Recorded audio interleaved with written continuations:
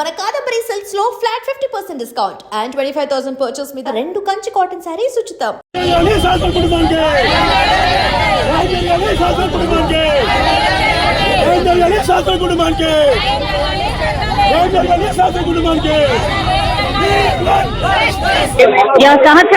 సహస్ర వాళ్ళ నాన్న మనతో పాటు ఉన్నారు. ఒక్కసారి మాట్లాడే ప్రయత్నం చేద్దాం. ఏమైంది ధర్నాకు విచారణ మొత్తం బ్యాట్ కోసం వచ్చి వెళ్ళిపోయాడు. కానీ బ్యాట్ కోసం వచ్చిందని చెప్పి చెప్తాడు. కాదు, ఇది ప్రీ ప్లాన్ మర్డర్ కోసమే వచ్చింది. వాడు చంపేసాడు మా పాపని. రాలేడు, బ్యాట్ కోసం రాలేదు. విచారణలో ఏమైతే బ్యాట్ కోసం వచ్చిందని చెప్తారు. బ్యాట్ కోసము అదేదో కిందకి తీసుకెళ్తాడు, గుంజుకోవడమో ఏదో చేయడమో చేస్తారు కదా. 1 month నుంచి లెటర్ రాసుకునేటోని బ్యాట్ కోసం వచ్చారని ఎలా అనుకుంటారు చెప్పండి. సరే అనుకున్నారు అనుకోండి, వాళ్ళు లెటర్ రాయడం ఏంటి అసలు? అంటే ఫ్యామిలీ మొత్తాన్ని గ్యాస్ లీక్ చేయడం అంటేనే మీరు ఆలోచన చేసుకోండి. ఎలా అసలు ఫ్యామిలీ మొత్తం పోయినా పర్లేదు అన్న వేలో ఉన్నట్టున్నారు సార్ వాళ్ళు. ఫ్యామిలీ పోయినా పర్లేదు, పోతే పోయిన అబ్బాయిని కాపలా అంటే మీరు అందరికి న్యాయం చేయరా పోలీసులు అందరూ? అంటే వాళ్ళు దొరికిన వాళ్ళందరూ ఒక భద్రంగా ఒక ప్లేస్ లో దాచిపెట్టి 3 పూటలు తిండి పెట్టి ఉంచుతారా? అట్లా అందరూ అలానే చేయాలా మరి? చెప్పండి. మేము కూడా ఎవరినైనా మర్డర్ చేసి అలానే చేస్తాం. ఇక కష్టపడడం ఎందుకు, పని చేయడం ఎందుకు, పిల్లల్ని కనడం ఎందుకు, పెంచడం ఎందుకు? మేము కూడా అలానే మర్డర్లు చేస్తాము, వచ్చి జైల్లో వేయండి, కూర్చుంటాము. మైనర్ అయితే నా బాబుతో చేయిస్తాను. మరి మైనరే కదా వాడు కూడా, చేపిస్తాను. అలానే కూర్చోబెట్టండి. మరి నేను దాన్ని కూడా సిద్ధంగా ఉన్నా. పిల్లని పోగొట్టుకున్న దాన్ని పెద్ద బ్రతికే ఉంటాడు కదా జైల్లో ఉన్నా కూడా, అలానే చేయించమంటారా? ఫ్యాట్ కోసం కాదు, మరి దేనికోసం? నాకేం తెలుసు అండి, వాళ్ళే అడగాలి కదా దేనికోసం అని. వాడు లెటర్ ఎందుకు రాసుకున్నా వాడు అడగాలి, మాకేం తెలుసు? ఇట్లా కిట్ రాసుకొని ఇట్లా పోవాలి పోయి ఇట్లా ఎదురొస్తే చంపేయాలి, చాకలు కొట్టాలని కిట్ రాసుకొని మీరే చెప్పారు. మరి అట్లాంటివి మళ్ళీ ఇప్పుడు బ్యాడ్ గురించి అని కొత్త చెప్తారే మేడం? డబ్బుల కోసం ఒకటండి. పోలీసులు నన్ను స్పూన్ ఎక్కడ పెట్టారు, గ్లాస్ ఎక్కడ పెట్టారు, ఇవి ఎక్కడ పెట్టారు అన్ని ఎంక్వైరీ చేసినప్పుడు కంపెనీకి వచ్చిండు, చంపిండు, కథం. వాని మాత్రము ఎన్కౌంటర్ అనేది చేయండి, ఇక్కడనే కాల్చి పడేయండి, అంతే. మాకు న్యాయం జరగాలి అంతే. అది ఒక డాడీ అని పిలిచినాక కూడా పొడిచిండు, కత్తితో పొడిచిండు. మళ్ళీ ఏం తెలియనట్టు వెళ్ళిపోయింది. కత్తి వచ్చిండు వాడు. బ్యాట్ కోసం వస్తే కత్తి తీసుకొని పొడిచి పడేసిండు మా పిల్లల్ని. ఒక్కసారి కాదు 18 సార్లు పొడిచిండట. విచారణ తెలిసింది మాకు తెలియదు. విచారణకు వచ్చింది. 5 రోజులు ఎందుకు వెతుకుంటారు? పోలీసు వాళ్ళకు కూడా దొరకలేదు 5. అంత క్రిమినల్ మైండ్ వాడు. ఆడు మైనర్ మాత్రం కాదు, పెద్ద క్రిమినల్ ఆడు, పెద్దవాడు, వరస్ట్ క్యాండిడేట్ ఆడు. చెప్తున్నా వాళ్ళ తల్లిదండ్రుల సహకారం కూడా ఉండొచ్చు ఖచ్చితంగా. తల్లిదండ్రులకు తెలిసి ఏది చేయడు.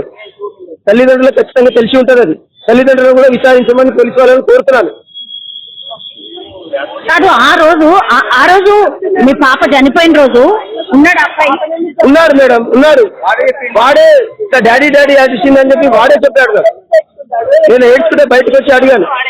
ఏడ్చుకుంటూ వచ్చి బయట అడుగుతుంటే వచ్చి డాడీ అని పిలిచింది అనుకోని చెప్పి నాకు చెప్తున్నాడు వాడు. మళ్ళీ పక్కన పోలీసు వాళ్ళు కూడా ఉండే, వాళ్ళకు కూడా చెప్పిండు వాడు. పోలీసు వాళ్ళకు కూడా చెప్పిండు వాడు. ఎప్పుడైనా బిల్డింగ్ మీదకి వెళ్ళి అటు నుంచి ఇటు నుంచి అటు అది నాకు తెలియదు మేడం. వాడు ఎప్పుడు వస్తాడో అంటే మా పిల్లలతో క్రికెట్ మ్యాచ్ ఆడతాడు, అంతవరకే తెలుసు నాకు. మా పాప బర్త్డేకి ఒకసారి ఇంటికి వచ్చింది అంతే. అక్కడి నుంచి అక్కడి వరకే తెలుసు, ఇంకేం తెలియదు. నేను ఎప్పుడు ఇంటికాడ ఉన్నాను. ఇంకోటి పోలీస్ జాబ్ అక్కడి దాకా వెళ్ళింది కూడా పోలీస్ వాళ్ళకి కూడా అర్థం కాలేదు. చేయగలుగుతారు అతను. మిమ్మల్ని మర్డర్ చేస్తే ఏమొస్తుందండి? అంటే మర్డర్ చేయాలనే వచ్చిండు. ఇంకా మర్డరే మేడం అది. వాడు దేనికోసం రాలేదు. మర్డర్ ఎందుకు? మీ పాప మీద వాడిని అడగాలి. వాని తల్లిదండ్రులను అడగాలి. నన్ను అడిగితే నాకేం తెలుస్తుంది మేడం? ఇప్పుడు నన్ను చంపిడని నేను చెప్పాలా నీకు? నన్ను చంపిడవాడు చంపలేదు కదా. నా మీద అటాక్ అయినా కాలేదు కదా. నా పాప అన్నం పుణ్యం మెరుగని. ఆమె కొడితే కూడా ఒక దెబ్బ కొడితే కింద పడిపోతుంది. అమ్మ చిన్న పాపని వాడు అంత దారుణంగా చంపిన వాడు. పోలీసు వాళ్ళకి తెలిసి ఉంటుంది. ఇది ఒకసారి విచారణ గట్టిగా చేయమన్నాడు అంతే.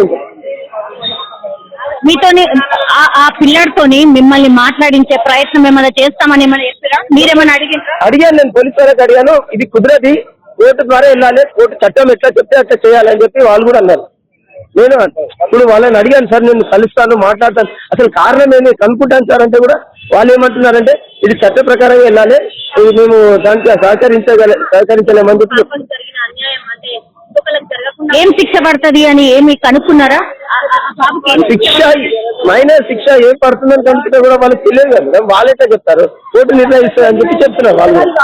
మాకేం తెలియదు, కోర్టు నిర్ణయిస్తుంది, కోర్టు ద్వారా వెళ్తాం, చట్టం ప్రకారంగా వెళ్తాం మేము.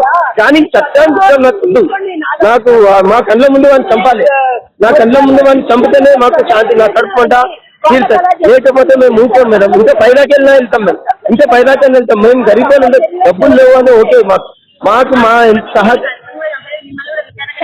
సాయి ఎక్కడున్నాడు, అట్లాగే వాళ్ళ తల్లిదండ్రులు ఏ సాయి అతని పేరు ఏం పేరు మేడం? వెంకట్. నేను వెంకట్ అని తెలుసు మాకు, ఆయన పేరు వెంకట్ అని తెలుసు. సాయి అని నాకు తెలియదు, ఇంతవరకు తెలియదు. మీరు చెప్తారు సాయి అని. వెంకట్ అని పిలుస్తారు, ఆ గల్లీలో అందరూ ఎవరు కానీ వెంకట్ అని తెలుసు అందరు. వెంకట్ అని తెలుసు. వాళ్ళ తల్లిదండ్రులు సాయి అని పెట్టుకున్నారు, ఏమని పెట్టుకున్నారు, అది పెట్టుకున్నారు, ఇది మాకు తెలియదు.